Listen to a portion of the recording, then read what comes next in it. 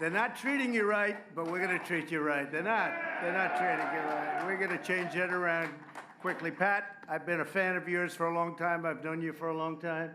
You do one hell of a job, and you're pretty popular with these people, I see. Thank you, Pat. Well, maybe I'll say a few words. It's appropriate in light of everything that's going on when you look at all of the statistics, all of the numbers. New York's finest I love, and you're the finest. They just don't let you do the job. They won't let you do your job. That's all it is. So it's my great honor to proudly accept something that Pat's going to give me in a little while, so I'll hold off on the word endorsement, but he's going to give me an endorsement, I understand. And I have deeply and profoundly admired the brave men and women, as you know, of New York City's finest, and I've admired you my whole life. My whole life, I've watched you do a job like nobody else. Nobody else has done it, and truly, you're the best of the best, and I'm grateful, and I'm very happy that you're here, and we'll have a little fun for a little while, but first we're going to talk a little business. We have to talk business, because we have to straighten out our city. Our city's a mess. Every day, the courageous officers of NYPD put your lives on the line to protect the innocent and to put violent criminals behind bars. You protect people you've never met before. You know, I've heard that expression a long time ago, and it always means something to me. You're protecting people with your lives, people that you've never met before. And you've done an incredible job. And the world will never forget the New York police officers who ran into the smoke and flames of 9/11. I was there. Many never to return.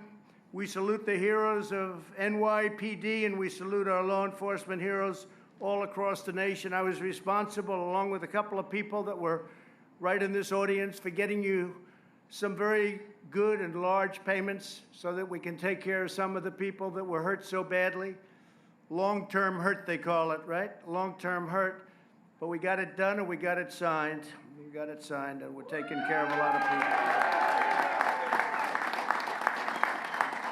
And we want to thank our great firefighters also, right alongside of you, right? Our great firefighters. As we gather today, our country is suffering from a radical far-left movement. It's not even to be believed when you see this, what they're thinking. Where do these people come from? Where do they come from? That is trying to defame, demoralize, defund, dismantle, and dissolve our great police departments. It's a left-wing war on cops. If Sleepy Joe Biden were to become president, he would immediately pass legislation to gut every single police department in America. You know that. And probably she's a step worse. She's a step worse. Kamala. I was sort of hoping he was going to pick Pocahontas, but that one is. She of Indian heritage. Remember, I said, I have more Indian in her than she does, and I went into it at great length, and I turned out to be right. I have none, and I had more than she had, you know. She's another beauty. Portland and Chicago are the left's roadmap to America, and sadly, what's happened over the last year in New York City. And it's an incredible thing to look at, an incredible, incredible thing. And I just saw somebody here named Rudy Giuliani. Do you know Rudy Giuliani? Where's Rudy? Is he around here? Get up here, Rudy. Get up. What are you doing down there, Mr. Mayor? This is the greatest mayor. This is the greatest mayor our city has ever had. Rudy, come on up here. Come on up. What a great, and he's a man who is loyal and dedicated and tough. He got on television to defend me. He said things that even I wouldn't say. He was brutal. He is incredible. He knew. He got it. Joe Biden's national police strategy will be modeled on the Bill de Blasio catastrophe. It's a catastrophe. No one will be safe in Biden's America. No city, no town, no suburb will be spared. And you see how I did something to help the suburbs of our country last week. A lot of people don't want to even talk about it. But we did something that nobody else would have done. They were ruining your suburbs. They want to ruin it. They want to destroy their housing values and your safety. But we ended it. We ended the program entirely. Somebody said, let's amend it. I said, no, let's end it. The Biden-Harris agenda, and I guess Harris could be bigger than you think in terms of the importance as a vice president. They said there's never been a more important pick, but in the end, it's not going to matter because we're going to win. You know, honestly, we don't have a choice. We have to win. This country will go to hell. The stock markets will crash. Your 401ks are going to be worthless. You'll see what would happen. Crime all over the place. I mean, you take a look at Portland. You take a look at Chicago, and I can name plenty of other cities, but I don't want to embarrass anybody. My agenda is anti-crime and pro-cop all the way, and that's what it's got to be.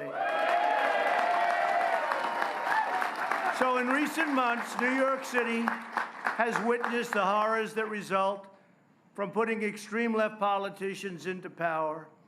De Blasio has launched a crusade against, and he really has. He has launched a real crusade against the police, like I don't think anybody's ever really seen. But there are cases that are just as bad. There are some cases radical left that maybe even are worse. The mobs have scrawled disgusting slogans such as "Cops must die." Think of this: "Cops must die," and "Kill all cops."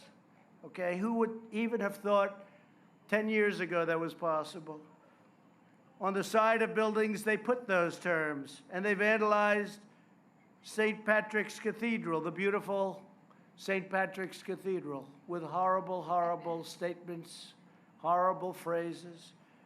And then, of course, that disgusting chant, "Pigs in a blanket, fry 'em like bacon," right? Remember that? And now all of a sudden, it becomes mainstream. It becomes, oh, isn't this wonderful? They were talking about you. You know that, right? We just can't forget it because we have to bring law and order back to our cities, back to our country, and we're doing it. Wherever we go, we do it. But we have the radical left running it, no good. Rioters have rampaged through Manhattan and looted Fifth Avenue. An NYPD sergeant was left, as you know very well, in critical condition after being run down with a car. A Molotov cocktail was thrown into a police vehicle in Brooklyn. And NYPD's highest-ranking uniformed chief and other officers were beaten in broad daylight on the Brooklyn Bridge, and they're not allowed to fight back. You're not allowed to fight back. You fight back, you lose your pension. You lose your life. They put you in jail, you fight back. No, you got to be able to fight back. I mean, to be one of the saddest, I don't want to embarrass anybody, but one of the saddest things, Rudy, that I've ever seen, Pat, was when they were dumping water on the heads of two of your fellow officers. And I wish they fought back. I promised nothing would happen to them. Because who even knew that was water? Could have been plenty of other things, probably was, actually. But it could have been some very dangerous material, not water. And they didn't fight back. First time I've ever seen that. I wish they did. I wish they did. I wish I could have talked to them. I said, fight back. I swear you'll be protected. This is the left's vision for the future of the United States of America. If they win this election, November 3rd, got to get out, got to get everybody, you know. You know, the Democrats have an advantage because they have certain people that automatically vote. And we're going for New York. You know, we're going for New York.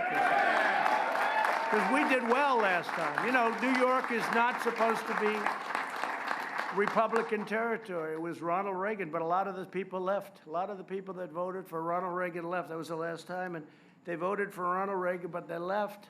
They went on to other places. They got tired of being abused and high taxes and all of the other problems. And we're going to go and run. And we're going to run on law and order. And we're going to run on lower taxes. And we're going to run on doing something with SALT. You know what SALT is? Yeah. Remember Schumer? Schumer said, I try and bring home things to my people in New York. You know what he brought home? SALT. You know, for those of you that don't know, look it up. It's not good. But if they win this election, every city in America will be under siege. You know that. Because the police are good in Seattle, and they're good in all of these different places I talked about. They're not being let do their job. Can't do their job. Their pro-crime agenda The Biden-Harris group will also crush our economy because there is no prosperity in cities that are ruled by fear. And I even think the politicians are afraid. If you look at Portland, the mayor is trying to say, oh, these are my friends. And then he goes in there and they want to beat the hell out of him. And then the fake news doesn't report that. They'll show him standing there with the sound down so you don't hear what they're saying to the mayor. Fortunately, he had 5 bodyguards when he went in, right? But it was very dangerous for him. And I don't know if he's doing this out of stupidity or out of fear, because I think they're afraid, actually. My administration... Sounds like one of my friends.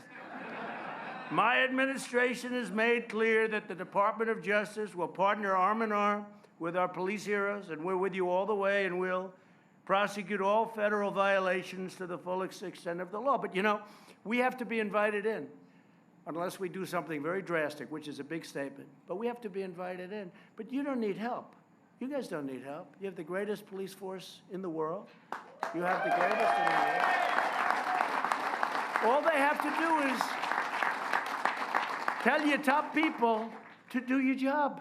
And you're going to do it properly. You're not going to do something in excess to what you need.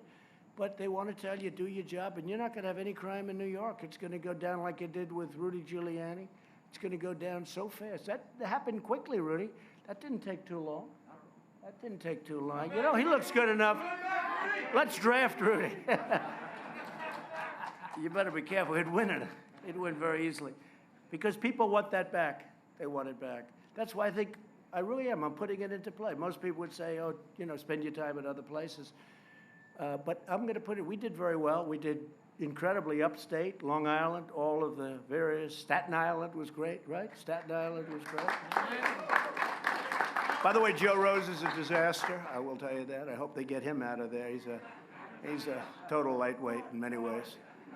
But hopefully get Joe Rose, get him out. Turns out he's another beauty.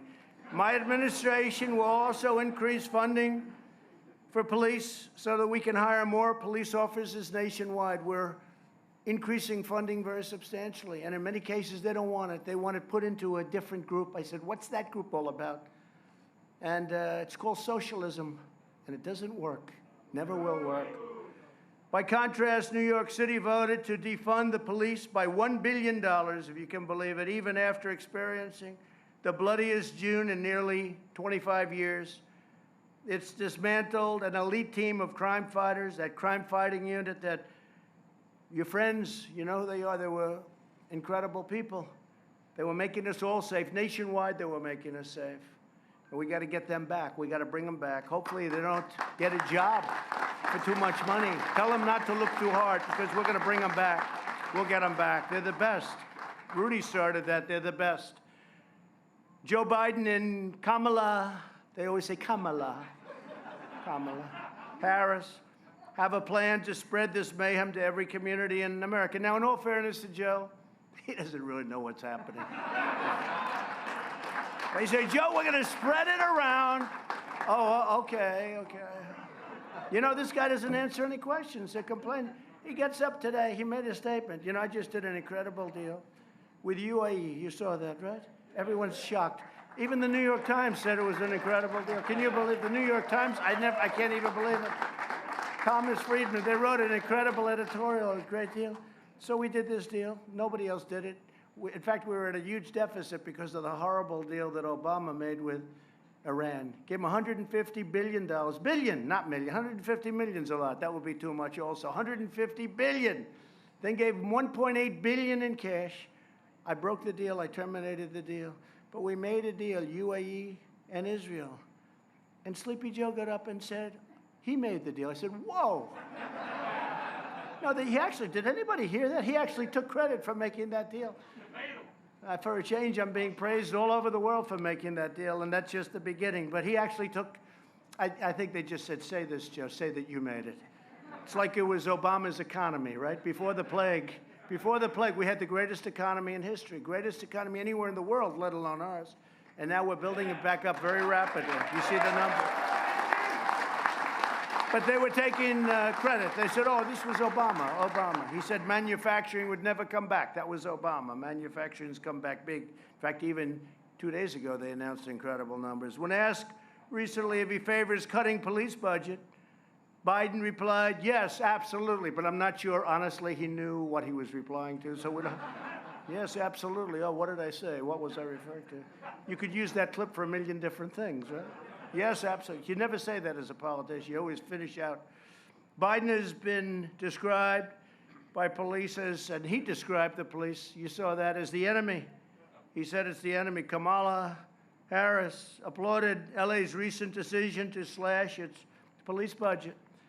And LA really went to town on it. You saw that. Millions and millions of dollars off the budget. After the riots in Minneapolis, Kamala encouraged Americans to donate money to the so-called Minnesota Freedom Fund, which bailed out rapists, assaulters, and murderers. They bailed them right out of jail. Biden's staff donated to the same fund. This is, look, we can't lose this election, okay? We can't lose. You know, we're building a big wall. We're building the wall. It's up to almost. Look at her. She's all excited about it.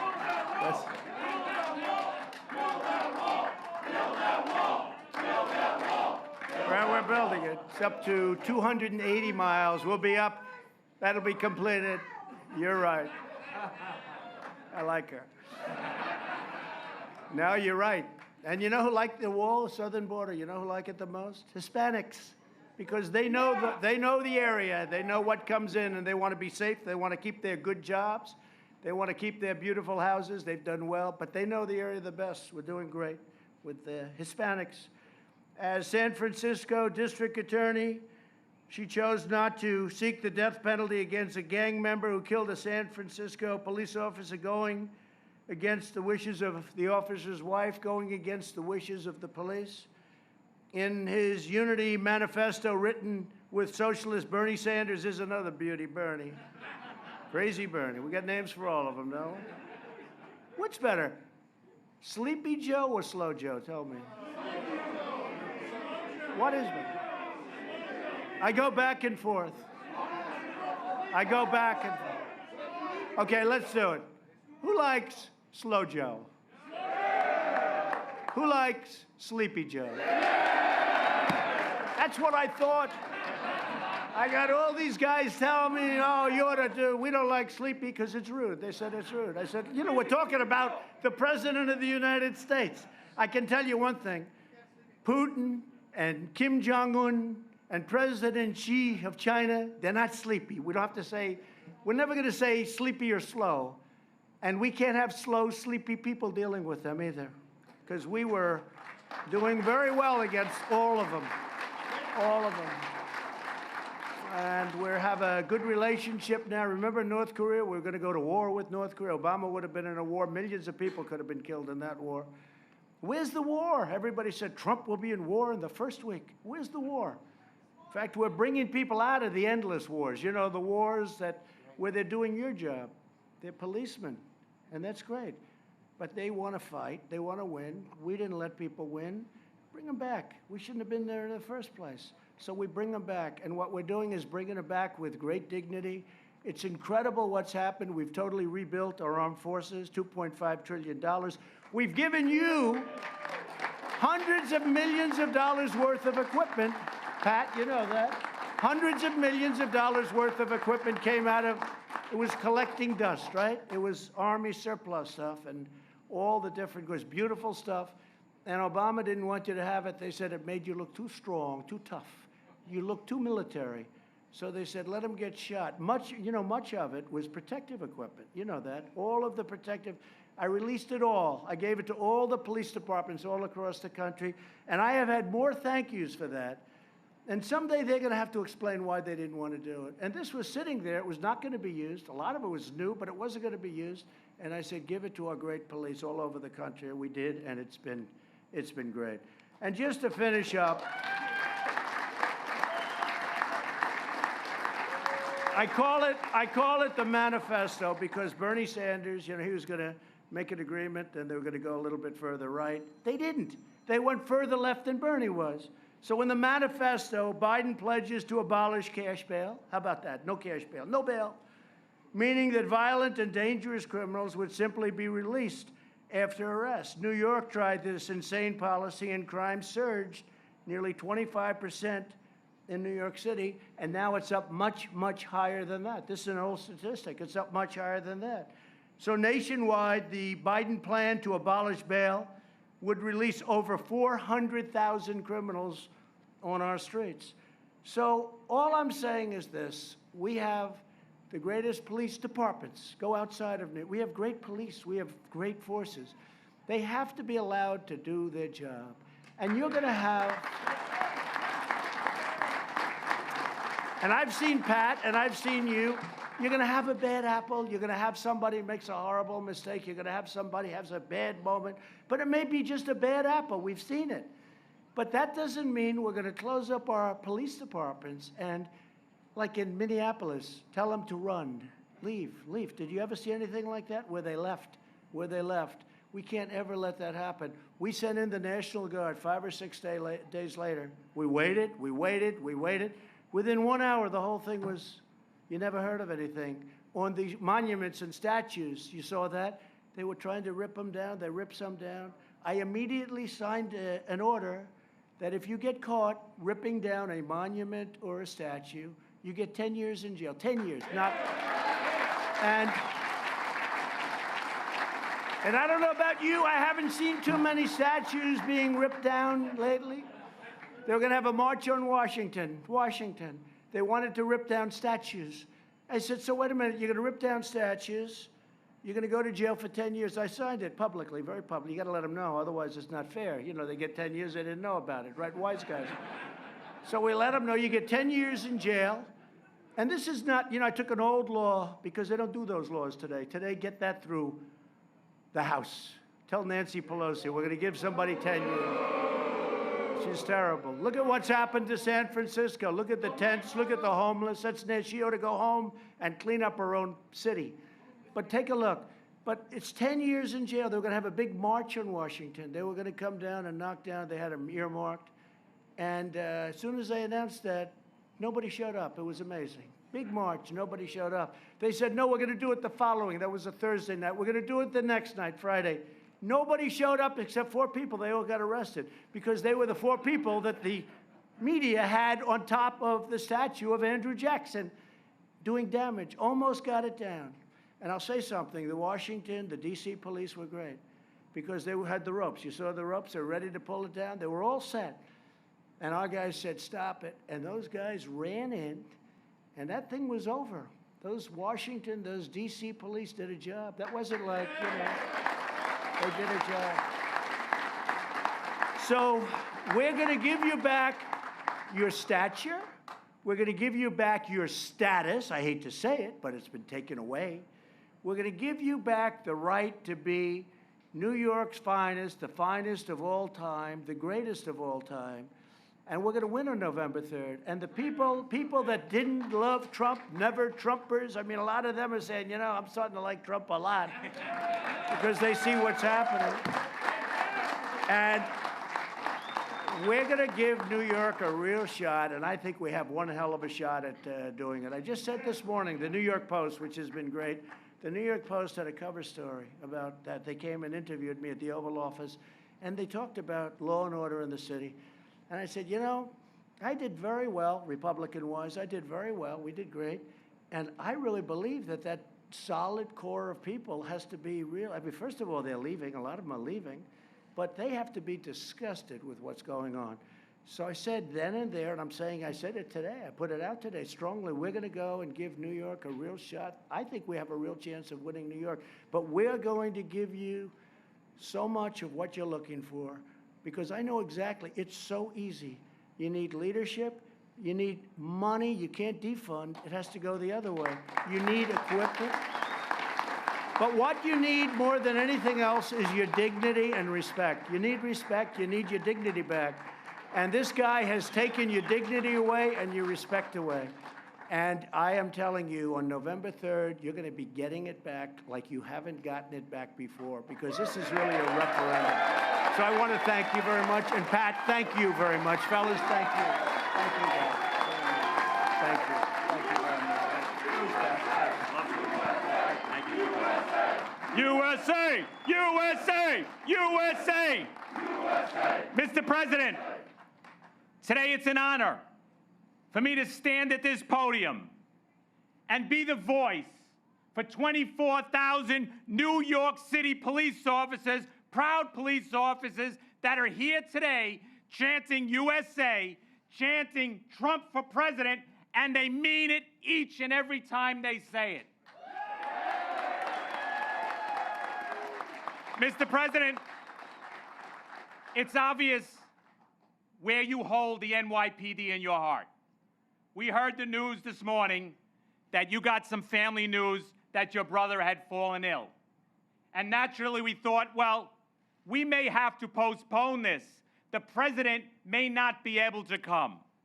And then our phones rang, and we were told that the president will visit his brother, and then he will visit with you.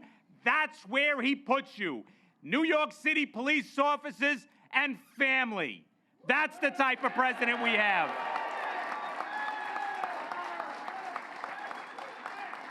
Mr. President, what we all have in common here today is that we all have a police officer's shield in our hip pocket. We all have friends and family that are here to support you. And more importantly, in this crowd is our family members too. The ones that worry what happens when their loved one takes that last step off the stoop and goes to work and they know they may not come back. And we know you understand that, Mr. President, because you're constantly, always loud about the support for New York City police officers. Mr. President, the city you helped build, the borough where your father started in South Jamaica, is sliding back.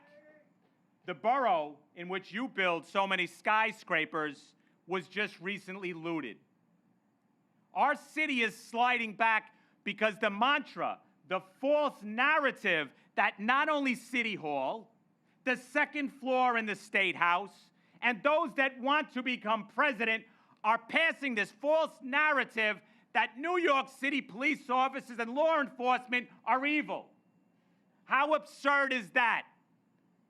That they blame us for society's ills. Well, let me tell you this, Mr. President, I know you know that. The most compassionate people on the face of the earth are New York City police officers. Mr. President, if you look at the crime numbers in New York City, we're sliding back where we're at shootings. We're at shooting levels back to 1993. That's because of that narrative against the police officers. That's where they're handcuffing our members. That's where they're saying if you take a bad guy off the street, that you will go to jail. Now that's the upside down world. So what we can't do is let that attitude spread beyond the city, beyond the State House, and go to the White House, Mr. President. So we're here today for a reason that you understand, to support not only New York City police officers, but law enforcement across this country. And this is not new for you, Mr. President. You do it always. See, the sign of a leader is someone that'll stand at a podium like this and speak the truth and will say what needs to be said and not be afraid to do it. Well, we're seeing leaders in our state that are following the crowd, Mr. Mayor. Mr. President, what they're doing is not only following marches, they're following rioters. They're trying to catch up and do whatever they can to make sure they're happy. I oftentimes wake up and say, who are they listening to? They're not listening to the folks in the neighborhoods that we patrol. They're not listening to the folks that say, we want police on our streets and we want to respect them. So today, Mr. President, there's two things that we'd like to do. We'd like to present you with a statue that means so much to New York City police officers. This statue, we do not hand out lightly. This statue is very special to New York City police officers for what it represents. This is a police officer standing tall and proud with his hand on the shoulder of a child. Now, that child represents not only a little boy, not only a little girl, but a crime victim, someone that needs our help, someone that was victimized. That's what police officers do every day in this country, in this city, in this state. They stop. They put their hands. They give them comforting words, the compassionate words that helps everyone. Mr. President, we know that you hold police officers in high esteem. So there's not many of these that are given out. But we're giving it to you today, Mr. President.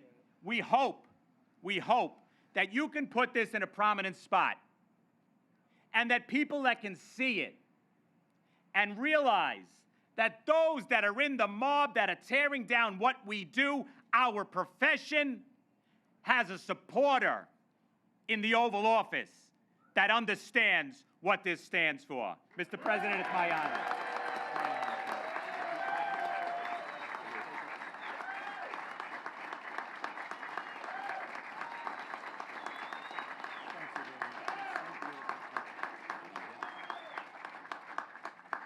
How does the Oval Office for that sound? Okay,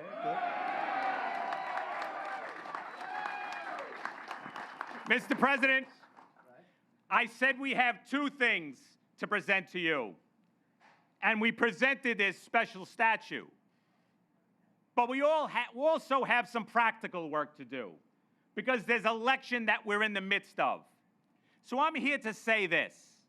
Number one, I have 36 years in this job, 21 as the president of this fine organization. I cannot remember when we've ever endorsed for the office of President of the United States until now. That's how important this is. Mr. President, we're fighting for our lives out there. We don't want this to spread to the rest of the country. We need your strong voice across the country to say we have the support of law enforcement across this country.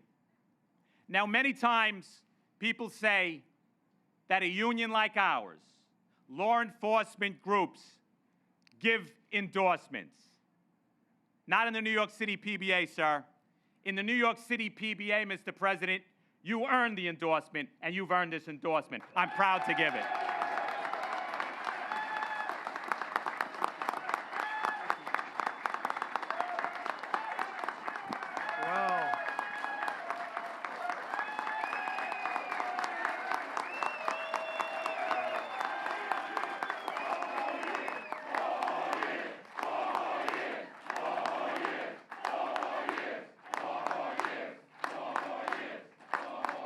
Well, I just want to thank you. That was incredible. I didn't even know that. I assumed it was like given out, and when it's because I see a lot of things given out and they shouldn't be given out. But special man, and you are just really special people. You really are. You're very brave people. I will say this. You know, you read a lot of negatives. They have a lot of fake media, fake news, false news, call it whatever you want, corrupt news. But you have no idea how much the people of this country love our police departments, our police, our law enforcement, our border patrols, our ICE. People, ICE, they go into the toughest situations. They take out MS-13 by the thousands, and then they get abused. But they're not really abused. They're loved by the people of this country. And New York's great police force is something that, you know, I grew up with it. I used to go with my father in Brooklyn to a little, I shouldn't tell you this, little hamburger place for lunch. And we'd see these big cops come in, and they were great, and everybody stood at attention when they walked in. And we're going to get that back. You're respected just the same, but they don't allow it to happen. We're going to allow it to happen. You are great, great people. And remember this, you are loved by our country, loved by our country, and respected by our country. And all we have to do is let you do your job, right? Just let you do your job. Pat, I think it might be appropriate, so we really do. We have New York City's greatest mayor of all time, of all time. He took over a city that, I don't know, was worse, maybe better. I don't know what. I'm going to ask Rudy, what's the difference between that city and the city of today? Certainly it caught up very quickly. For a long while, it was a lot better. But when Rudy ran it, it was incredible. The crime statistics, the murder, I hate to use that word, murder. I don't know if this place has ever heard that word, murder. It's not into the word of murder. But when you look at the stats, I looked at him the other day. It was incredible what he was able to do in a short period of time with only New York's finest. Without New York's finest, he couldn't have done it. He let him do the job. And he had 3 very great commissioners. He keeps telling me 3 great commissions. I always say, who was the best? He doesn't want to tell me. Maybe he'll tell you. But I've asked him many times, who is the best, Rudy? I want to know who. Who is the best? He'll never tell me. But there's always a best, right? There's always somebody. But I just want to thank you. I want to thank Pat. I'd love to ask Rudy to say a few words. And we love you all. Thank you very much. Rudy, please. Thank you very much, Mr. President. It's a beautiful thing to see.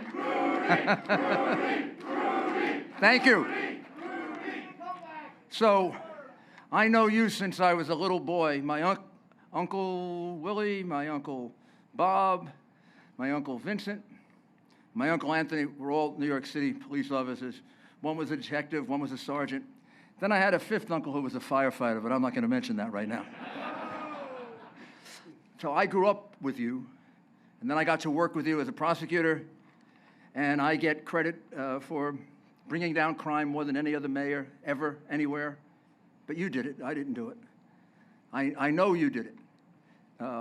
That's why every time you were hurt, every time you were injured, I'd be the first one to show up at the hospital. Not because I'm a great guy, because it's my duty to be there. Because you got it done. And I hear people say, oh, we don't need police officers to reduce crime. Out of their effing minds. Out of their minds. I went and acquired more police. We took over the housing police. We took over the transit police. We made them all one because I needed to reassign them to the right places. We took police officers out of white neighborhoods that voted for me, who were really angry at me for doing it, and we put it into black neighborhoods where Al Sharpton would complain about us, but the people loved it and would ask me for more.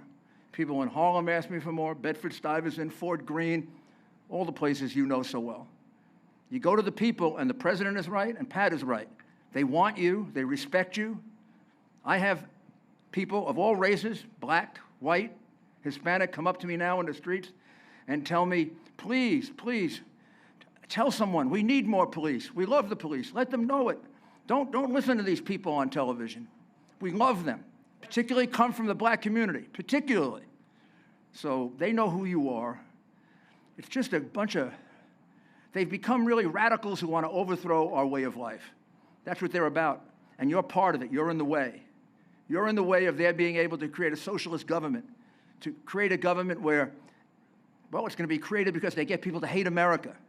That's why they burn statues. That's why they burn flags. That's why they kneel during the national anthem. That's why they say of course we don't kneel. What do we do during the national anthem? We stand up, right? And what do we do? That's what we teach our children. It's all being done for a purpose, though. It's all being done for a purpose.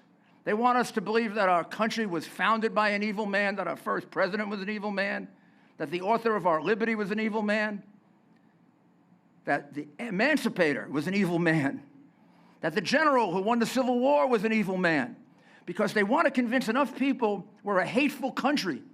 And they teach that in our schools now. 1,000 schools have a curriculum which says that America has never been able to overcome the horrible sin of slavery and that all Americans are responsible for it. Can you believe that? We're teaching that to our children. They're being force-fed that in school. And then they get it from the media. So it has to be you. The best representatives of the Constitution, the law, fairness, decency, protection of people have always been police officers. Because you do something that all the people who criticize you don't do. You put your lives on the line every day to protect me and my family. I don't do that, and that's why I honor you. You made the right choice in this president. I was with him. When he ran in 2016, I was with him for 4 straight months.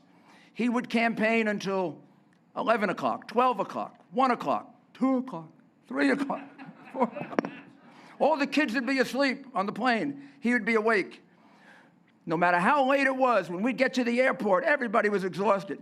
There'd be about 30 cops that were there, maybe the guys on the motorcycles or a couple of guys guarding the plane. Everybody wanted to rush on the plane, and every other candidate I ever saw rushed on the plane. He never once rushed on the plane. No matter how far he had to walk, he went up to the uniform, and he shook hands with every single one of them. He did it because it's for real. He's not a politician. He's actually a real person.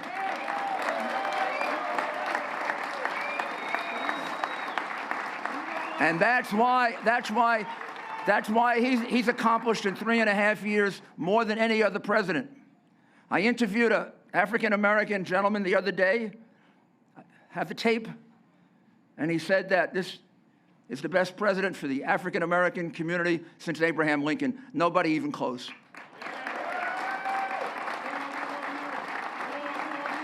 And he's the best president for police officers. And he just accomplished what nobody else was able to accomplish in the Middle East. Nobody has been able to bring a Gulf Arab state to say they're going to recognize the state of Israel. No one has done that. Obama made it almost impossible to do it because he had an animosity toward Israel that was sick. He's turned that all around. He's turned around the reputation of our country in the world. He made it the greatest economy we've ever had. We got a terrible setback because of China that owns Joe Biden. And I can prove that to you, but that's another story. They own him, they own his son, they own his family. He doesn't even have the room to negotiate with China. You're cops, you know what I'm talking about, don't you? Yeah. Like, all that money for the kid was for the kid? China's going to give away $1.5 billion to that kid who can't hold a job? I'm not going to say why. Some of you are probably detectives.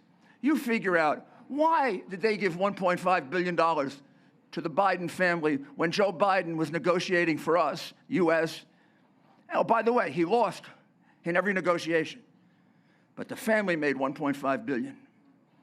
I got to say any more? You got it. I feel sorry for Joe. I feel sorry that he has senility. I feel sorry for the country that he picked a horrible prosecutor. That woman is a bully.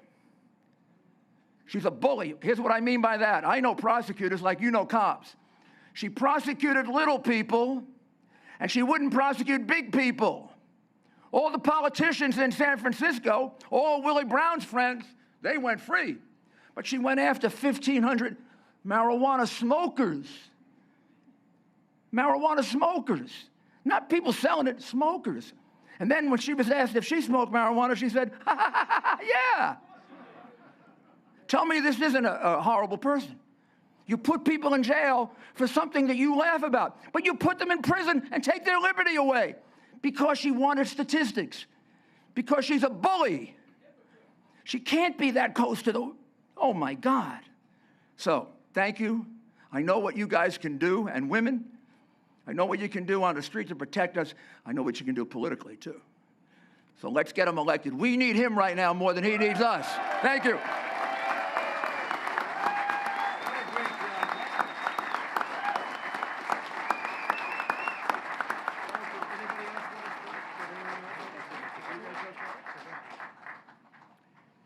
So again, it's an honor that you came. I just want to pay my respects to a really good guy that I love. It's my brother. He's very ill. And he would not have, I mean, he just said, don't even think about it. So I really appreciate what he said. He's having a very tough time. But I really appreciate being with you today. He respected you as much as I do. He respected you like everybody. We all respect you. And we're going to let you do your job. We're going to let you do your job. That's all we have to do. And again, thank you very much. It's such an honor to be with you, to get the endorsement, Pat, of this group of incredible men and women is mind-blowing. Really, it is mind-blowing. And I'm going to leave you with this very simple phrase. I will never, ever let you down. I will never let you down. Okay? Thank you. Thank you very much.